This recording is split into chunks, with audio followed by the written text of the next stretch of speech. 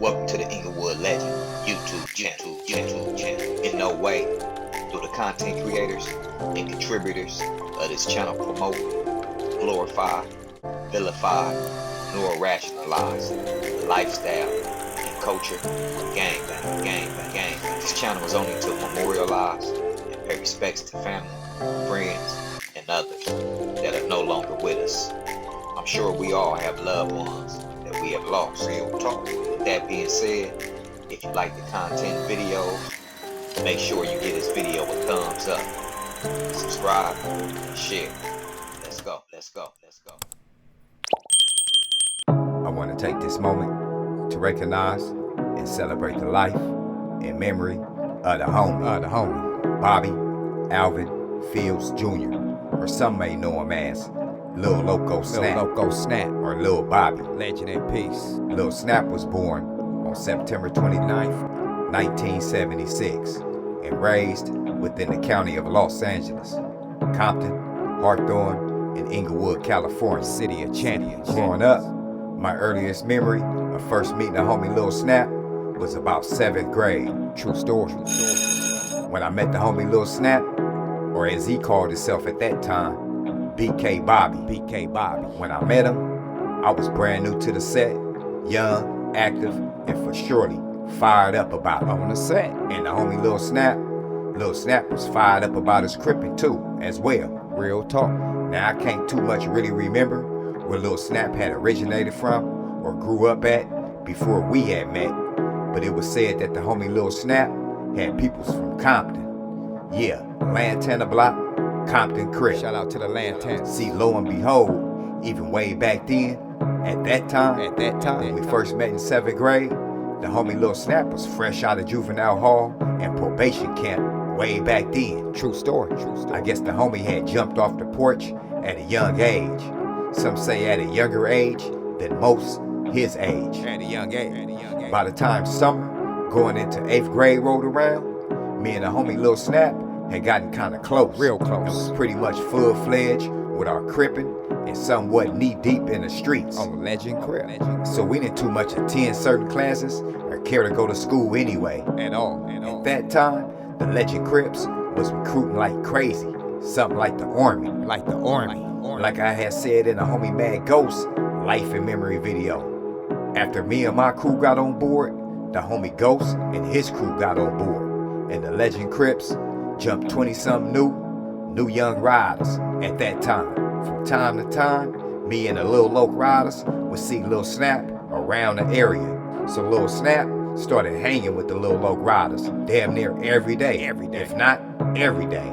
So one day, me and a couple of other homies was outside on the block, hanging and banging. Normal program, same shit, different day. When all of a sudden, the homie Lil Snap hit the corner. What's happening, cuz? What's up? Now, like I had said a minute ago, the homie Lil Snap had hung with the Lil Loc riders damn near every day, if not every day.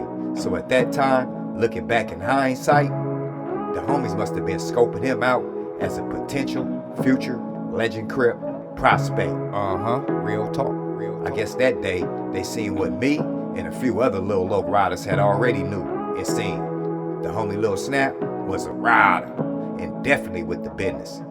So when the homie Lil Snap hit the corner, What's happening? two of the homies immediately got on him. What's happening? All I seen was a ball of dust and the homie Lil Snap getting up out of there. Oh, damn. Fast forward just a bit.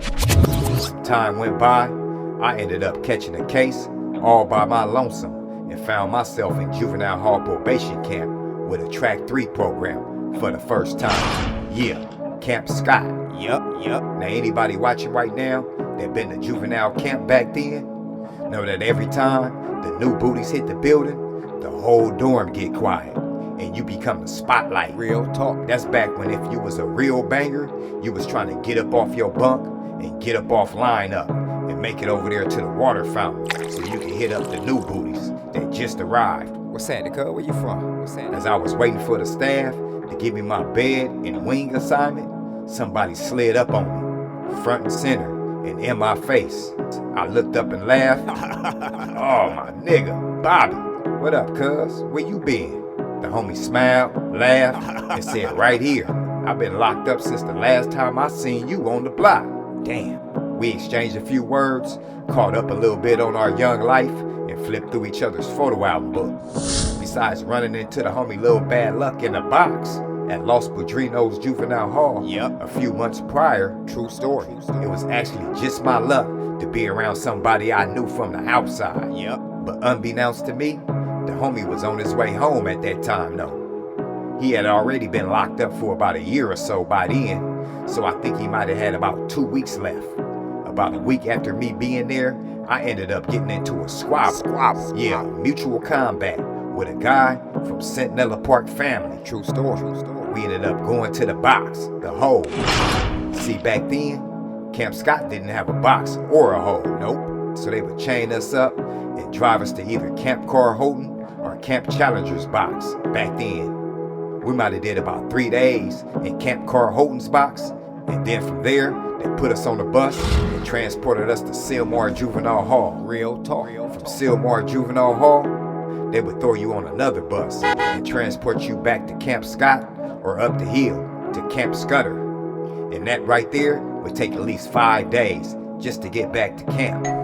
Long story short though, by the time I got back to camp from the box, the homie Lil Snap was already gone home, back to the land. True story. This time, the homie ended up checking in school and trying to do the right thing. Yeah, the homie checked into Lusinger High School over there in Hartham, city of good neighbors. But see, by this time, just like in junior high school, once you start fully banging, you somewhat stop attending certain classes, then eventually stop going to school altogether. Real shit. Yeah, see, the set took precedence over education back then, which was crazy. Now that I think about it, in hindsight, it was said that while attending Lusinger High School, the homie Lil Snap had gotten into an altercation with a so-called rival. Yeah. And one thing led to another during this altercation, and the homie ended up losing one of his eyes. True story. It was said that sometime after that, and after the homie got out the hospital, he ran back into the homies, the Lil Loco Riders. By the time I got out, Lil Bobby wasn't Lil Bobby no more. Nope. Lil Bobby was Lil Loco Snap. Yeah, Lil Loco Snap from West Side, Inglewood, Legend Crib, 92nd Street. Once I got back out of camp, me and the homie Lil Snap immediately linked back up and picked back up where we left off. What's happening? I mean, when you young and you active, real active, you sometimes move fast and don't last. Real talk. So 45 days later, after I got out from my first camp program, I was on my way back for my second. Damn fast. Like this one night, me and the homie Lil Snap set out on a foot mission. Long story short, when the smoke cleared, me and the homie Lil Snap found ourselves locked back up, crime partners, at East Lake Central Juvenile Hall. We fought that case in Inglewood Juvenile Court for a little while. At that time, the homie Lil Snap was getting into so much shit back then, the staff would shuffle him around from unit to unit. True story. Like I said, we was young kids back then, caught up, intoxicated, and drunk off this crib here. So one day, when I was at East Lake Unit CD, I went to school, came back, and the homie Lil Snap was on my unit, but on the other side. True story. At that time, I had a lot of juice with the staff, so they would let me run my own program from time to time. When I found out the homie Lil Snap was on the unit, but on the other side, I bounced over there and chopped it up with him in the day room. After we exchanged a few words, the homie looked at me and said, "Guess where cuz from?" I looked up, looked across the room, and seen someone sitting in the chair. What's happening, cuz? When the someone looked up, we locked eyes. The juvenile hall, stare down, showdown type thing. True story. He banged on me, Crenshaw Mafia. I banged on him, Legend Crip. I dissed, he dissed. A half a second later, we both jumped up and charged at each other. He swung, I swung. I swung, he swung. And when the smoke cleared, I was on my way back to the other side of the unit, my side. And this other someone was on his way to the outside hospital. Yeah, General Hospital for stitches. Stitches to his eye. True story. I mean, back then, I was getting so many fights, the staff had stopped sending me to the hole. You know what? Now that I think about it, it was kind of crazy back then. Because see, back then, it seemed like the staff would reward you for fighting. At least that's what it seemed like they was doing with me. Yep. In hindsight, I think the staff was using certain youngsters to keep other youngsters in check on the unit, in my opinion. Fast forward just a bit. A little time went by, and I ended up running into that same guy from Crenshaw Mafia again, this time at Sylmar Juvenile Hall.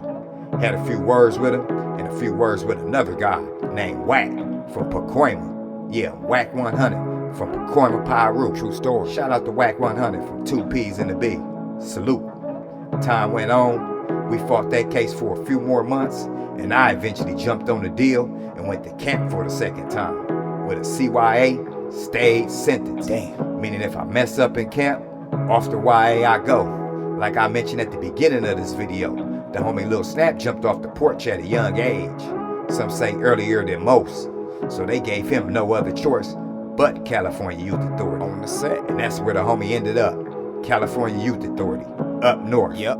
In OH clothes. The homie Lil Snap turned 18 months into a couple of years. True story. True story. He eventually got out, hit the hood, and went right back. Right back. A couple of violations here and a couple of new cases there. The homie Lil Snap eventually landed in a California state prison for a couple of years. Damn. It was said that him and the homie Big Yogi Legend in peace. did time together in Sentinel State Prison on a 4-yard. I never met this guy, never talked to this guy, Ever. so I'm not sure who this guy is. But after doing my research and my homework, I spoke with someone I know personally from Anthony's Park, and I was told that's the big homie, and he's solid. True story. I was taught that man respect man. Yeah. So any man that got love and respect for the legends, then I got love and respect for that man. Real talk. With that being said, conversations like this are always respected and appreciated. On the set. So years later, I come to prison.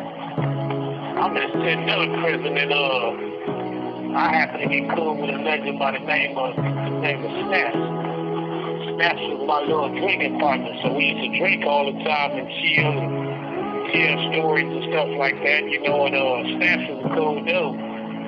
So one day I was running a story about Snaps. I tell him, I said, yeah, man, what's your homie name, man? Big old dude. Big old chubby dude. We get to talking. He like, man, that's the homie Yogi. He like, matter of fact, Yogi just pulled up. I like, yeah. He like, yeah. Free BJ from Anthony's Park.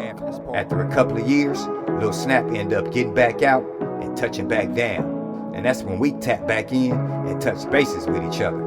You know how it go. Yep. With all that in and out, back and forth, sometimes, and somehow, you lose contact with certain homies. Years go by, and sometimes you might not see each other until 20 or 30 years later. Damn. Life goes on, the world keeps turning, and the wheels keep rolling. By the time I got out from doing 5 years in the pen, the homie Lil Snap was living in the hood on Myrtle Street. Yeah, right there. And if you know anything about the legends, then you know Myrtle Street is one of the main blocks for the Legend Crips, traditionally. At that time, I had the opportunity and pleasure of doing a little hanging and banging with the homie Lil Snap for a little while. And out the blue, my life took a turn in a whole nother direction. Legend Crip. And I'm gonna get to that in the near future, eventually. Be patient. It was said that during this time, Lil Snap was Lil Snap.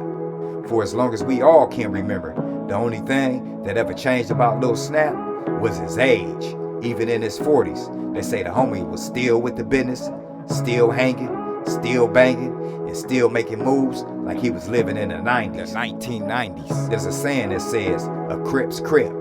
In my opinion, that's exactly what the homie Lil Snap was. A Crip's Crip. Real talk. From the Crip mentality to the Crip dress code, to the thorough understanding and the pushing of the classic and old-fashioned Crip politics as well. Just the overall 100% through and through solid man from his early teens up into his untimely, unfortunate death. Real talk. Lil Snap had respect, love, and admiration. So on September 23rd, 2016, when I got the call and was told the homie had got killed last night, damn, I was pretty much speechless. It seemed unreal to me, and it still do. Still do. It was said that on the night before, on September 22nd, 2016, for some unknown reason, the homie Lil Snap was in his car, parked somewhere off Halldale and 48th Street, with somebody else when all of a sudden his driver's side car door swung open. Then the passenger side door swung open. It was said that a few words were exchanged between Lil Snap and the someone that swung his door open. What's that? Then a few shots rang out on both sides of the car, driver's side and passenger side. And when the smoke cleared, the person that was in the homie passenger seat was shot too. Damn. And unfortunately, the homie Lil Snap was dead. Legend in peace. Lil Loco Snap, Bandito, Bobby, Alvin, Fields Jr., or whoever you choose to remember him by, will forever be missed and never forgotten. May you rest well and watch over us, homie. Lil Loco Snap, Lil Loco Snap. forever a legend. Forever a legend. Forever a legend.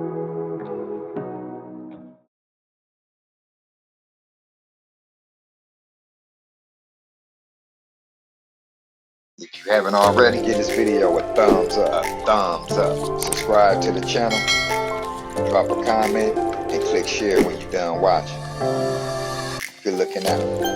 Thank you. I appreciate that. Real talk. And don't be neck banging in the comments. Now back to the video.